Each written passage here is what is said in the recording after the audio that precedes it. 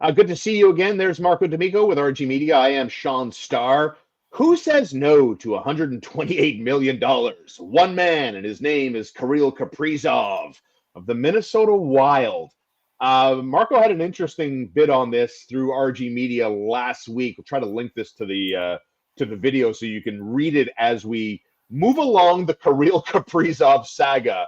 And we knew this because you had told us about this a couple of weeks ago. It's not so much about the dollar. It's sometimes about the percentage of the cap that a player is going to occupy, Marco.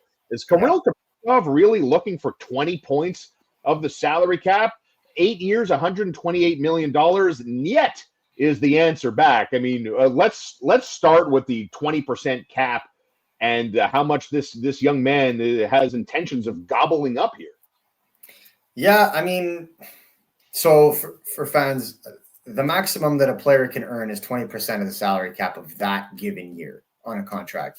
So even if Kaprizov or McDavid were to sign a contract right now, the maximum they could ask for is 20% of the current cap, which is $95.5 million, which means it'll be about 19 or 18.2 million that he could ask for as a maximum.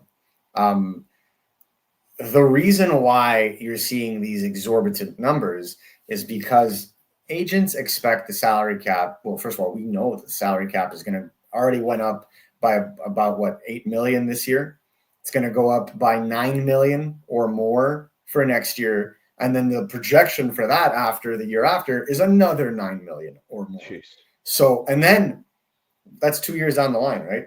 Then you got to factor in that we're going to have real conversations about expansion by the end of that projection, right? You throw in expansion money and the boost to revenue from that, right? Even if you have to, when you do the divvying up of the calculation of the salary cap, you always look at total revenue divided by the amount of teams. There's your salary cap, right? Like that's their calculation to a simplified version. Yeah. And so even if you factor that in and you're dividing by 34 instead of 32, the league is going to expand at a ferocious rate because they kept everything down for so long during the flat cap era. As it continues to move up, it becomes less attractive for these players to sign 8-year deals, because if you're making $10 million today, that's about 11% of the salary cap. But $10 million in 5 years from now could end up being 7% of the salary cap or less. Right. And that's why players are hesitant and agents are hesitant, because they don't want to lock their clients into 8-year deals and then regret it, 2 or 3 years down the line. And I've had that said to me by more than one agent, word for word. And I think that's the key. So when you look at what Paul Theophanos and the Kirill Kaprizov camp are looking to do here, there's 2 things to keep in mind. A, the Minnesota Wild kind of put themselves in hot water when they said that they are willing to make Kirill Kaprizov the highest paid player in the league. Right. Right. And I think that's problematic, because you have to think about this. You say that when the best player in the league is due a raise. Buddy. Yeah, yeah. So maybe not the ideal. So what is Kirill Kaprizov doing? He's waiting it out to see what our boy Connor McDavid signs for, if he signs in Edmonton. Right. And that's the same conversation that we've been talking about with the RFAs as well. Yeah. A lot of the major RFAs are waiting to see what guys like Luke Hughes and Mason McTavish sign for, because that's going to set the market. Well, no one wants to set the market right now. So to say Kirill Kaprizov refused 16 times 8, it's not like I'm not going to take it. It's more like, okay, well, let's wait and see what the rest of the market looks like. So that's more of what it is than he just said no, right? And so that's what's sparking these conversations. But one of the things I found entertaining was watching all the different fan bases when the news came out that the Wild had asked him for his trade list.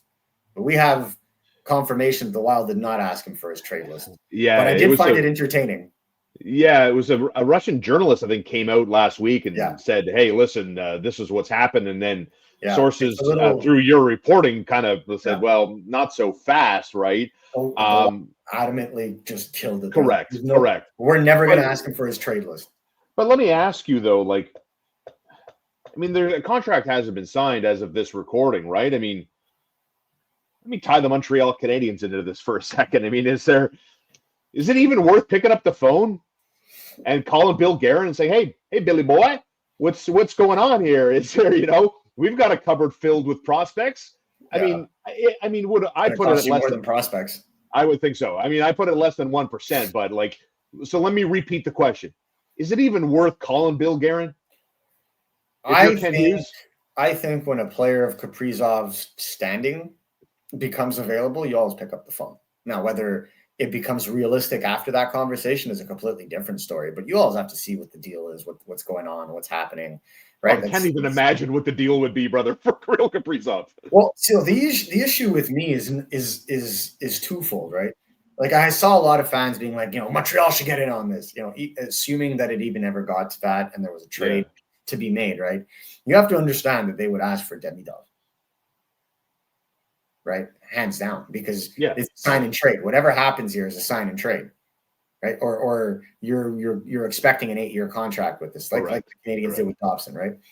So obviously the Canadiens are going to say no, because the understanding is that Demidov is the next Kirill Kaprizov, right? Like that's the connection that's been done for a while. So with that said, you have no choice but to give up, a top end player, be it a Slafkovsky, be it a Caulfield, and then you're going to have to add to that, and so on and so forth. And then you're going to have to sign him. And there are ideas that since Noah Dobson decided to give the Montreal Canadiens a $500,000 rebate on his contract, as opposed to what he was asking the Islanders for, he signed for 9.5. He was asking for 10 on Long Island. That Kaprizov would do the same if he came to Montreal, to which I say, I don't think so. He was definitely going to be asking in upwards of $17 million. And that people are worried about Lane Hutson ruining the Canadiens' salary chart. That would nuke it. And the only reason that the Canadiens could ever consider a move like that is because they've done such a good job leading up to this point in signing guys to value deals that are just going to age like wine. So that's the only reason. But if a guy like Kaprizov became available and you're going to throw everything in the kitchen sink at him when you still don't have your second line center situation lined up, I would rather see the Canadiens, me personally, throw everything in the kitchen sink at a potential first line center that suddenly becomes available, that maybe a top 20 center than a top 5 winger at this junction, because you have Ivan Demidov, you have a 70-point Cole Caulfield, you have a burgeoning Slafkovsky, and then you can figure out, Zachary Bolduc, Patrick Laney as your second line center, and then you flesh out. We have seen in this league that elite depth outweighs concentrated star power. We have seen it time and time again.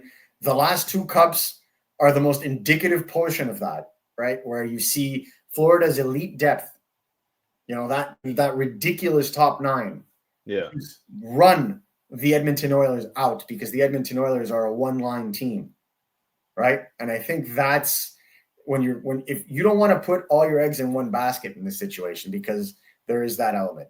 The other thing that I think about when it comes to Kaprizov is, you give Kaprizov $17 million.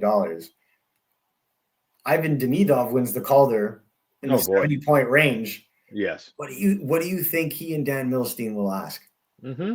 Yeah. Exactly. Yeah. Well, exactly. Because you do that, you set yourself up, right? It's like when the Canadiens, it's like when the Maple Leafs signed Tavares, signed him for $11 million, and then you have Austin Matthews and Mitch Marner that come to term, and they're like, "Hey, we're outplaying Tavares. We deserve as much as he does." And then your cap structure goes to hell. It's the same thing. Let me end it on this. When you break down the cap percentage and we talk about, where the cap projects to be as far down the road as a decade from now, right? Even less. And then you talk about, Demidov and the best case, 70 points, Calder, Canadiens go back-to-back as an organization with rookies of the year, right? Let me end it on Lane Hutson. I mean, is in what you had referred to earlier in this conversation, is that partly why Lane hasn't signed yet? Is it because of the salary cap and where it projects to be and the percentage of a player that he's going to be responsible for. Like when you were saying that, that was going through my mind. Oh, maybe there's a reason why Lane Hudson hasn't signed yet. I think there's a disagreement in vision between general managers and agents as to where the market is heading in terms of contract value based on this new era of rapidly increasing cap. Right. And I think if you're, like I could say this with assurance. The Montreal Canadiens want an 8-year deal.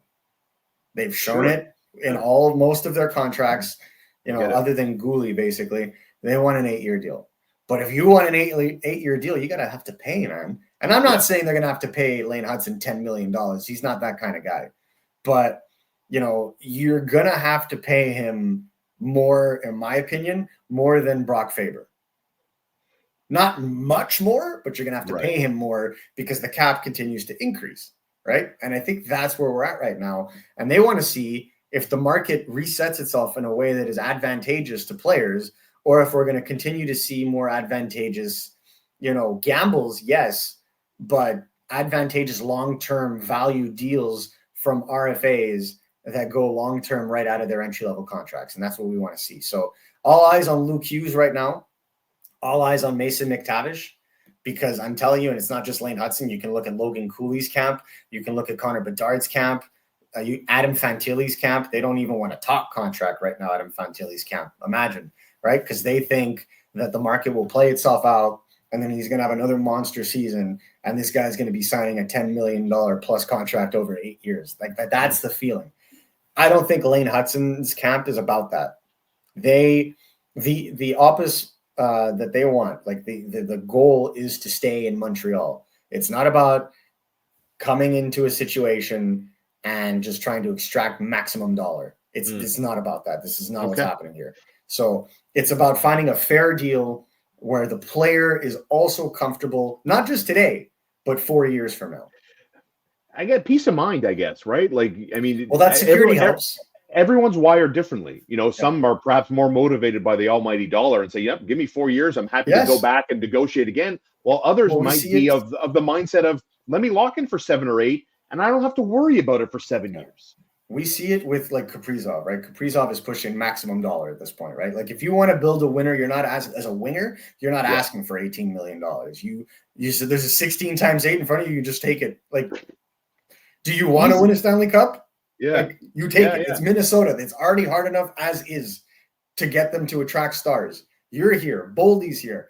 You're funneling guys in on your defense now. Like, it is time to start thinking about building a contender in Minnesota, and we're going to start getting queued over $1 million or $2 million. Like, that is the difference.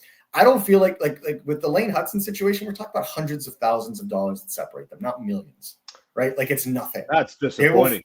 They will find, but not, again, hundreds of, like, I say that in the low plurals. I get it, but I'm saying if you're in for $4 million, what's 4.2? If I'm in for 4, here's 4.2. If I'm in for, God's sums of money, I'm in. Ken Hughes is a fine negotiator, right? Like, it's just positioning, and eventually you're going to get to something. But all I'm saying is this is a no worry situation. The only thing that would worry me is if Lane Hudson is unsigned next summer, and you have him as an RFA and Demidov as an RFA at the exact same time. And this is why the Canadiens want this done sooner than later. That would be a nightmare.